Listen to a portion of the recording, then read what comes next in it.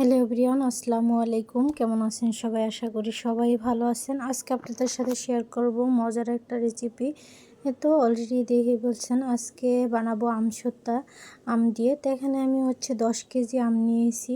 10 KG আম দিয়ে আমি পুরোটাই আমসত্ত্বা বানাবো। আর এখানে আমগুলোকে আমি কেটে নিয়েছি। আমগুলো ফালা করা যায়নি, যেহেতু বড় হয়ে গেছে, তাই এভাবে কেটে নিয়েছি। আর একটু লাল হয়ে গেছে আমগুলো। আর দেখেন মাশাআল্লাহ, আমি আমগুলোকে ভালো করে সিদ্ধ করে নিয়েছি। নিয়ে তারপর আমি চেলে নিলাম। তো আমগুলো ভালো করে আমি এক এক করে আমি এভাবে চেলে নেব। যেহেতু চালনিটা একটু ছিদ্রটা ছোট ছিল, তাই একটু বড় ছিদ্র দেখে তারপর নিয়েছি। যেহেতু হাত কেটে গেছে, তা হাতের ভিতরে হ্যান্ড গ্লাভস পরে তারপর আমগুলোকে ভালো করে চেলে নিলাম। গরম অবস্থায় আমি চেলে নিলাম। সম্পূর্ণটাই আমার চেলে নেওয়া হয়ে গেছে। আর দেখেন মাশাআল্লাহ, ঘনত্বটা কত সুন্দর আমের পিউরিটা। এভাবে ঘন রাখলে জালটা একটু কম করলেই হয়ে যায়। এখানে আমি চিনি দিয়ে দিলাম। চিনি দিয়ে তারপর আমি এখানে বিট লবণ দিব, আর লবণ দিব স্বাদ মতো।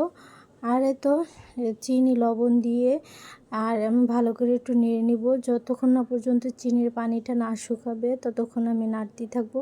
আর এর ফাঁকে আমি একটু দিয়ে দিলাম সিরকা, ভিনেগারও বলতে পারেন বা সিরকাও বলতে পারেন। তো এটা দিয়ে ভালো করে নেড়ে চেড়ে নিলাম। পানিটা শুকানো অবধি আমি এভাবে অনবরত নাড়তে থাকবো। আর এদিকে হালকা করে আমি মরিচ ভেজে নিয়েছি, আর শুকনো মরিচ আর পাঁচফোড়ন, এগুলো আমি এক এক করে দিয়ে দিব। আর এর ফাঁকে কিন্তু আমি লাল মরিচের গুঁড়োটা দিয়েছি, এটা স্কিপ হয়ে গেছে। আর আপনারা চাইলে জিরার গুঁড়োও দিতে পারেন।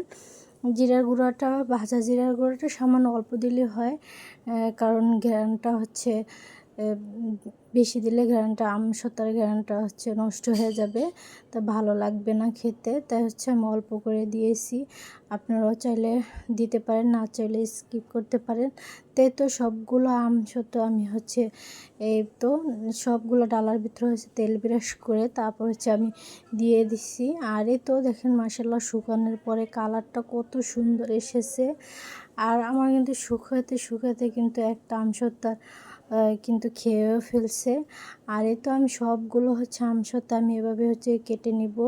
আমি কিছুটা কোনাকুনিভাবে কেটে নিব, আর কিছুটা আমি রোল করে রেখে দেব। আমি সবগুলো আমসত্ত্বাই কিন্তু আমি এভাবে অর্ধেকগুলো আমি এভাবে কোনাকুনি করে কেটে নিব, আর অর্ধেকটি আমি রোল করে রেখে দেব। তো দেখেন মাশাআল্লাহ, আমি কাটতে কাটতে কিন্তু শুকাতে শুকাতে ওইটা কিন্তু খেয়ে ফেলছে। আর আমি সবগুলো আমসত্ত্বা এভাবে কেটে নিলাম। কেটে নিয়ে তারপর রেখে দেবো। এটা কিন্তু অর্ধেক খেয়ে ফেলছে। আর মাশাআল্লাহ, কি সুন্দর মোটা মোটা হয়েছে। ভিডিও শেষে আমি দেখিয়ে দেবো। এই পর্যায়ে যদি আমার ভিডিওটা কোনো অংশ যদি ভালো লেগে থাকে, অবশ্যই একটা লাইক, কমেন্ট এবং শেয়ার করে দিবেন। আর আমার চ্যানেলটাকে সাবস্ক্রাইব করে পাশে থাকা বেল বাটনটা অন করে দিবেন।